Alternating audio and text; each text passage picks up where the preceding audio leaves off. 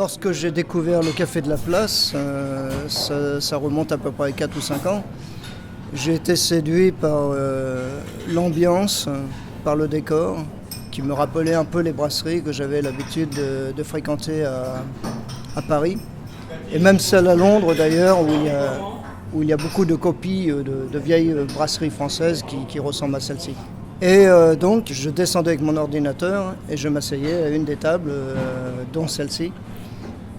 Et je travaillais pratiquement toute la journée. Il m'arrivait de rester jusqu'à 2h de l'après-midi, à minuit, à 2h du matin.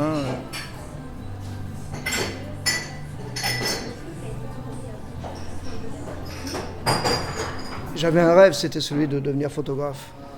Et ça ne s'est jamais fait, mais c'est toujours resté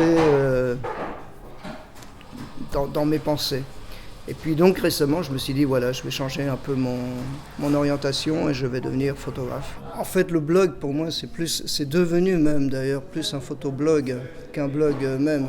Donc sans appareil photo, sans façon de pouvoir prendre des vidéos, du son et de la photo, il n'y a aucun intérêt à tenir un blog.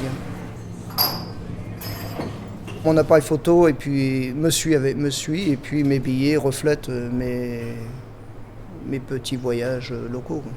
J'ai toujours été dans l'idée d'aider, de promouvoir les gens.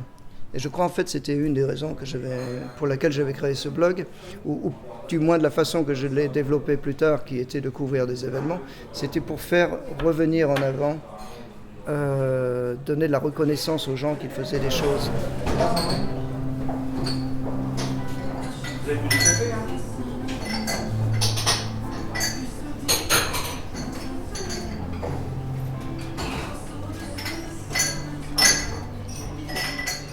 Il m'arrive d'être encore un peu polémiste, parfois de sortir des choses, parce que ça fait quand même partie de ma nature. Je suis un peu moins méchant, mais ça m'arrive encore d'avoir des coups de gueule. Quand je sais que ça peut servir à la communauté, ce que je dis en général, si je le dis, c'est parce que je sais que ça peut servir. Ça peut faire évoluer un peu les choses dans le bon sens. Je ne le dis pas simplement par amertume. Même sur Facebook, où il est beaucoup plus facile pour les gens de commenter, que des gens me rencontrent dans la rue et me disent « Putain, c'est super bien ce que tu nous as dit à tel ou tel sujet. » J'ai dit « Mais pourquoi vous n'avez pas cliqué j'aime? Pourquoi vous n'avez pas mis un commentaire ?» J'ai dit « Ouais, non, mais je préfère pas qu'on sache que je suis de ton avis. » C'est dommage, il y a beaucoup de gens qui n'osent pas dire ce qu'ils pensent.